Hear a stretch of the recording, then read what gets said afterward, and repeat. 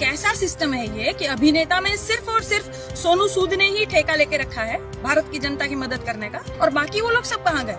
वो कहाँ गया अक्षय कुमार, हाँ, जो मोदी जी को आम चुसवा रहा था? कहाँ गया वो अक्षय कुमार जो देशभक्ति के जो बहुत सारे पिक्चरें करता है और हम लोग बहुत सारा प्यार देकर सिनेमा में उनकी पिक्चर हिट बनाते हैं और हम कहते हैं कि बेचारा देशभक्त। और अजय देवगन कहाँ गया? अजय देवगन ने तो जो है भगत सिंह का रोल किया था ना, देशभक्ति का जो है पूरा पिक्चर बनाया था। क्यों अब देशभक्ति नहीं जग रही है? ये सब जो है कीड़े जब बाहर से कोई ट्वीट करेगा तभी ये सब कीड़े बाहर निकलेंगे क्या? तब ये कहेंगे हमारा अंदरूनी मामला है।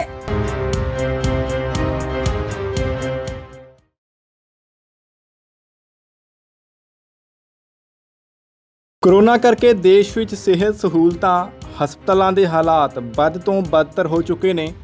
ਲਾਸ਼ਾਂ ਨੂੰ ਸ਼ਮਸ਼ਾਨ ਘਾਟ ਨਹੀਂ ਮਿਲ ਰਹੇ ਤੇ ਲੋਕ ਸੜਕਾਂ ਤੇ ਹੀ ਅੰਤਿਮ ਸੰਸਕਾਰ ਕਰ ਰਹੇ ਨੇ। ਆਕਸੀਜਨ ਦੀ ਕਮੀ ਹੈ ਤਾਂ ਅਜਿਹੇ ਵਿੱਚ ਪੂਰੀ ਦੁਨੀਆ ਵਿੱਚ ਭਾਰਤ ਦੀ ਥੂ-ਥੂ ਹੋ ਰਹੀ ਹੈ। ਇਸ ਬਾਰੇ ਕਾਜਲ ਨਿਸ਼ਾਦ ਨਾਮ ਦੀ ਇਸ ਬੀਬੀ ਨੇ ਸਰਕਾਰ ਸਮੇਤ ਉਹਨਾਂ ਸਾਰੇ ਲੋਕਾਂ ਨੂੰ ਖਰੀਆਂ ਸੁਣਾਈਆਂ ਨੇ ਜਿਹੜੇ ਸਰਕਾਰ ਦੇ ਮਗਰ ਲੱਗ ਕੇ ਹੋਰ ਮੁੱਦਿਆਂ ਤੇ ਤਾਂ ਸਰਕਾਰ ਦੀਆਂ ਸਿਫਤਾਂ ਕਰਦੇ ਨੇ, ਪਰ ਅੱਜ ਜਦੋਂ ਲੋਕਾਂ ਨੂੰ ਇਹਨਾਂ ਵੱਡੇ ਹੀਰੋਆਂ ਦੀ ਲੋੜ ਹੈ ਤਾਂ ਇਹ ਲੋਕ ਖੁੱਡਾਂ ਵਿੱਚ ਲੁਕੇ ਬੈਠੇ ਨੇ ਅਤੇ ਸਰਕਾਰ ਦੀਆਂ ਸਿਹਤ ਸਹੂਲਤਾਂ ਸੰਬੰਧੀ ਨਾਕਾਮੀਆਂ ਬਾਰੇ ਮੂੰਹ ਤੱਕ ਵੀ ਨਹੀਂ ਖੋਲ ਰਹੇ। ਇਸ ਬੀਬੀ ਨੂੰ ਸੁਣੋ, ਤਸੱਲੀਆਂ ਕਰਾਈਆਂ ਨੇ पूरियां तसल्लियां। नमस्कार, मैं काजल निषाद। सिस्टम बाबू भैया, सिस्टम के चक्कर में जो पड़ा ना वो चिंता के मारे चीता भी बन जाता है। सिस्टम है ना, क्या होता है ये सिस्टम? क्या होता है ये सिस्टम बताओ? तंत्र, कार्य, प्रणाली, रीति, नीति, क्या होता है ये सिस्टम? कौन बनाता है ये सिस्टम? देखो, मुझे नहीं पता है। मीडिया वाले जो है वो अपने पिताजी का नाम क्यों नहीं लेते हैं और पिताजी के कार्य को या पिताजी द्वारा किए हुए कार्य को ये सिस्टम का नाम दे रहे हैं। ठीक है, तो मुझे एक बात बताइए, जब एक गांव है और गांव की कोई समस्या होगी तो क्या करना चाहिए? प्रधानी का कोई चुनाव होगा, है ना, सब लोग वोट देंगे, फिर वोट की गिनती होगी और बाद में देखा जाएगा कि कौन प्रधान चुना गया और फिर वो प्रधान जो है वो गांव को संभालेगा। ठीक है, ऐसे ही होते हैं। पार्षद होंगे, जिला पंचायत जो होंगे वो होंगे, है ना, ऐसे ही सारे होंगे ना। विधायक अपने क्षेत्र को संभालेगा, सांसद अपने क्षेत्र को संभालेगा, है ना, मुख्यमंत्री राज्य को संभालेगा और फिर प्रधानमंत्री पूरे देश को संभालेगा। ये होगा सिस्टम, है ना। तो वर्तमान में देश को कौन संभाल रहा है? वर्तमान में राजा कौन है देश का? हाँ, मोदी जी ना, मोदी जी है ना। तो सिस्टम कौन हुआ?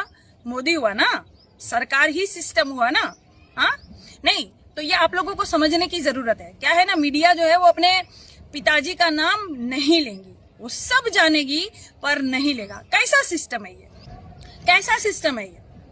कैसा सिस्टम है ये कि अभिनेता में सिर्फ और सिर्फ सोनू सूद ने ही ठेका लेके रखा है भारत की जनता की मदद करने का, और बाकी वो लोग सब कहाँ गए? वो कहाँ गया अक्षय कुमार, हाँ, जो मोदी जी को आम चुसवा रहा था?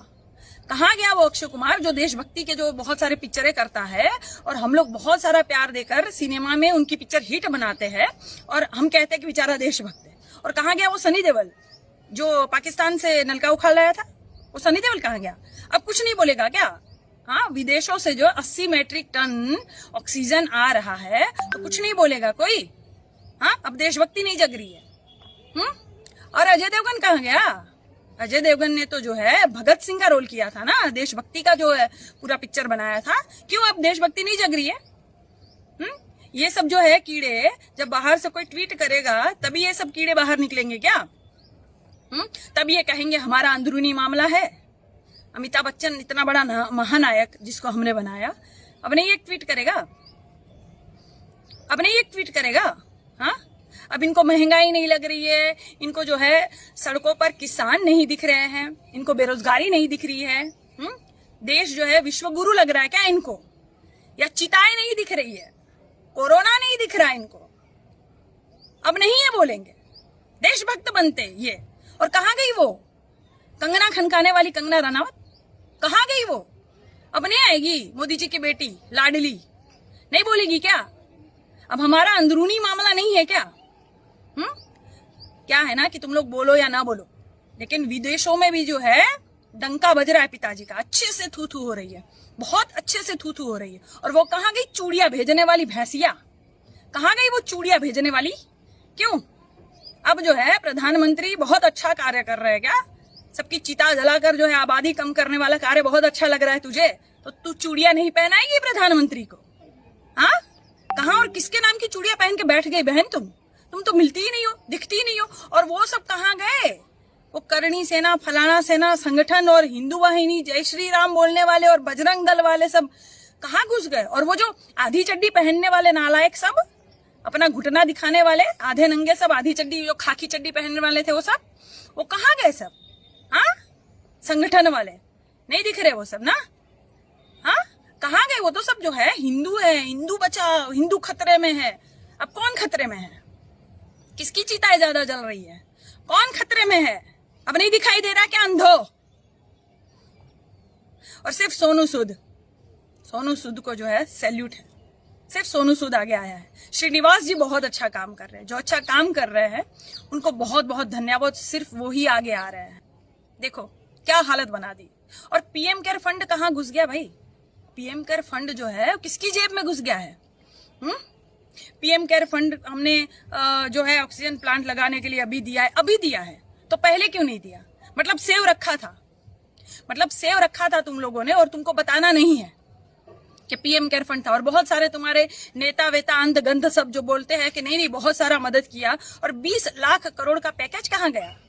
अभी तक अस्पताल नहीं है, दवाई नहीं है, ऑक्सीजन से लोग मर रहे हैं, बेड्स नहीं है, कहीं बेड्स मिल नहीं रहे हैं, दवाई उपलब्ध नहीं है, कई दवाइयों के जो है 20-20 हजार रुपए ले रहे हैं। तो ये सब कहाँ गया? पीएम केयर फंड और 20 लाख करोड़ का पैकेज जो दिया था कहाँ गया? और अब निकल रहा है, मतलब पहले तुमने सेव करके रखा था, है ना? पीएम केयर फंड में एक छोटी बच्ची ने अपना गुल्लक तोड़कर भी 5100 रुपए दिए थे पीएम केयर फंड में। अरे शर्म करो। गुल्लक जो बच्चियां है ना क्यों भरती है? कोई मेहमान आता है तो पैसे देकर जाता है, या मम्मी ने दिया होता है या डैडी ने दिया होता है। रक्षाबंधन में बच्चियां बचा कर रखती है गुल्लक में कि कभी कोई मेरे परिवार पर आपदा आएगी, या मम्मी डैडी का जो एनिवर्सरी आएगा तो मैं गिफ्ट दूंगी, या मैं कभी पिकनिक जाऊंगी मैं ये ड्रेस खरीदूंगी, मैं ऐसा लहंगा चोली खरीदूंगी शादी में पहनने के लिए। ऐसा ही कुछ बच्चियों के मन में होता है ना, गुल्लक भरती है तो मैं इससे ये वाला चीज खरीदूंगी, ऐसा गिफ्ट खरीदूंगी, है ना? अरे प्रधानमंत्री शर्म करो। डूब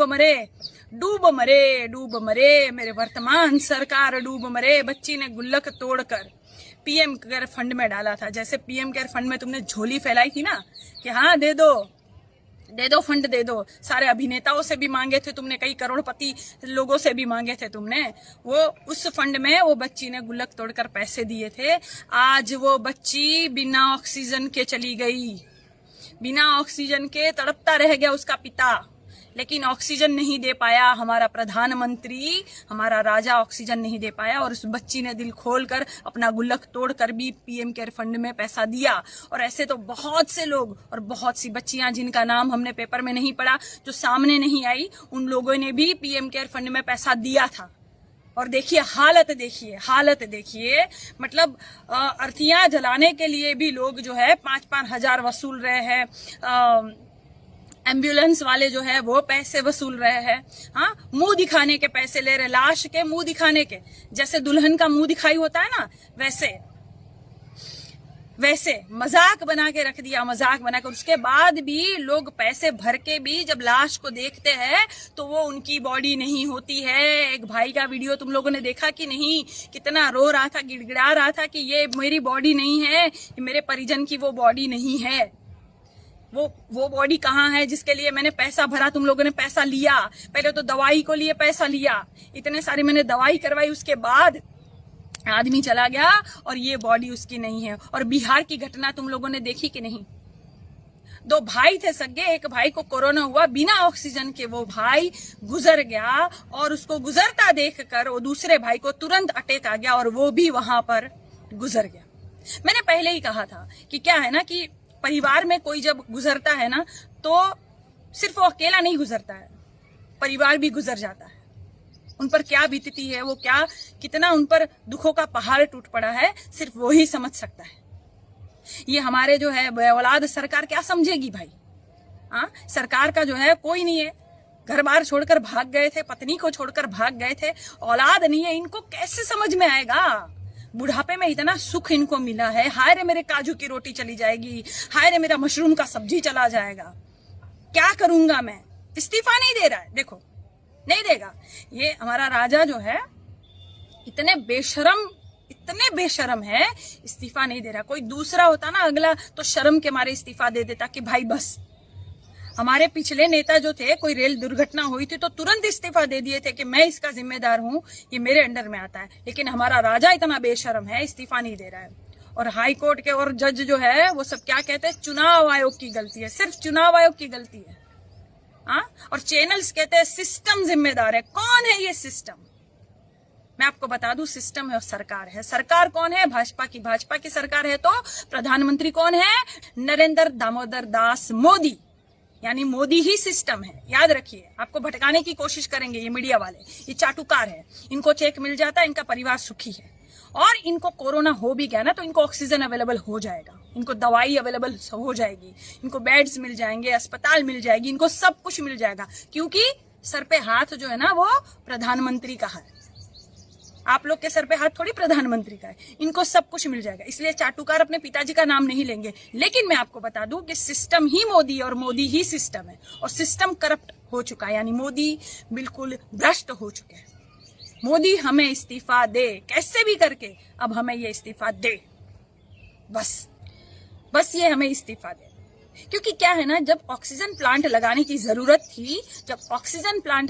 जरूरत थी तो मोदी जी अपने दोस्त के लिए अनाज भरने के लिए गोदाम बना रहे थे। वो जरूरी था, वो दोस्ती निभाएंगे, ये दोस्ती हम नहीं तोड़ेंगे। ये बिल्कुल गाना गाते हुए ये दोस्ती वो निभाएंगे। बाकी जनता जाए भाड़ में, चिता जलती है तो जले, नष्ट होता है तो हो। बनारस भी अगर नष्ट होता है तो वहां का जो सांसद है वो भी तो प्रधानमंत्री है ना, कोई फर्क नहीं पड़ता। वो माँ गंगा का बेटा जो है ना वो हत्यारा हो चुका है। वो उनकी सुनने की क्षमता चली गई है, देखने की क्षमता चली गई है, कुछ दिखाई नहीं देगा। जनता जलती है, मरती है, कटती है, रोती है, चिल्लाती है, चीखती है, कोई फर्क नहीं पड़ेगा, कोई भी फर्क नहीं पड़ेगा इनको। गंगाराम अस्पताल में चाहे 25 लोग मर जाए या फलाना अस्पताल में चाहे 20 लोग मर जाए ऑक्सीजन की कमी की वजह से, टिकाणा हॉस्पिटल में चाहे कितने लोग मर जाए, चाहे कितने भी लोग मर जाए, कोई फर्क नहीं पड़ेगा इनको। फिर भी हमारे जो है योगी आदित्यनाथ जी कहेंगे सब कुछ चंगा है, सब ठीक है, नहीं कोई पंगा नहीं है, सब चंगा है। यहाँ ऑक्सीजन की पूर्ति एकदम भरपूर है, यहाँ पे जो है दवाई भी भरपूर है, बेड्स भी है, अस्पताल है। ये सब सिर्फ पेपरों में, सिर्फ सुर्खियों में, सिर्फ पेपरों में और कागजों में ही रह जाता है। असलियत में जमीनी हकीकत सोशल मीडिया पर आप देखिए, ऐसा कुछ भी नहीं है। अस्पताल में जब ये कहा जाता है कि बस अब 20 मिनट का जो है ऑक्सीजन बचा हुआ है, सिर्फ 15 मिनट का ऑक्सीजन बचा हुआ है, सोचो किसी के दिल पर क्या गुजरती होगी जब कोई अपना किसी का भर्ती होगा और उसे पता चलेगा कि बस अब सिर्फ 20 मिनट के बाद ये जो मेरा सगे वाला है, ये जो मेरे घर का सदस्य है वो चला जाएगा। 20 मिनट के बाद इनका जीवन समाप्त हो जाएगा। सोचो क्या गुजरती होगी मन मस्तिष्क पर, क्या गुजरती होगी। इनको कोई फर्क नहीं पड़ता ये नेताओं को। और नेता भी तो हमने ही चुने ना, हमने मांगे ही कब थे? मैं यही कह रही हूँ, हमने कब मांगे थे? हम दवाइयों के लिए कब लड़े थे? अस्पतालों के लिए कब लड़े थे? हम शिक्षा के लिए कब लड़े थे? हम लड़े ही कब थे? सड़कों के लिए या पानी के लिए या किसी और चीज के लिए हम लड़े ही कब थे? हमें तो मंदिर चाहिए था ना, आज वो मंदिर बंद है। वो सारी चीजें आज बंद है, जो हमने मांगी थी वो सारी चीजें बंद है। और जो हमने नहीं मांगा था आज उसकी किल्लत है, आज उसकी किल्लत है। जैसे ही मैंने कहा ना कि ऑक्सीजन प्लांट लगाने की जरूरत थी, पता नहीं मोदी जी कहाँ विदेशों में घूम रहे थे, अच्छे बड़े जहाजों में घूम रहे थे, अच्छे कपड़े पहन रहे थे, अच्छा खाना खा रहे थे। इनको कोई फर्क नहीं पड़ता। इनका जीवन सुखी से चल रहा है ना, भाजपाइयों का जीवन सुखी से चल रहा है ना, मंत्री शंत्री जितने भी है, मुख्यमंत्री भाजपाइयों के, सबका जीवन अच्छे से चल रहा है। इनको कोई फर्क नहीं पड़ता।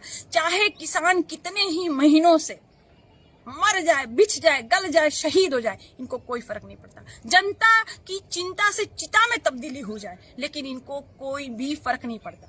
इनको फर्क कब पड़ता है? जब कोई मुख्यमंत्री जो है वो इनकी आपसी बातचीत लाइव कर देता है, तब इनके प्रोटोकॉल का उल्लंघन हो जाता है।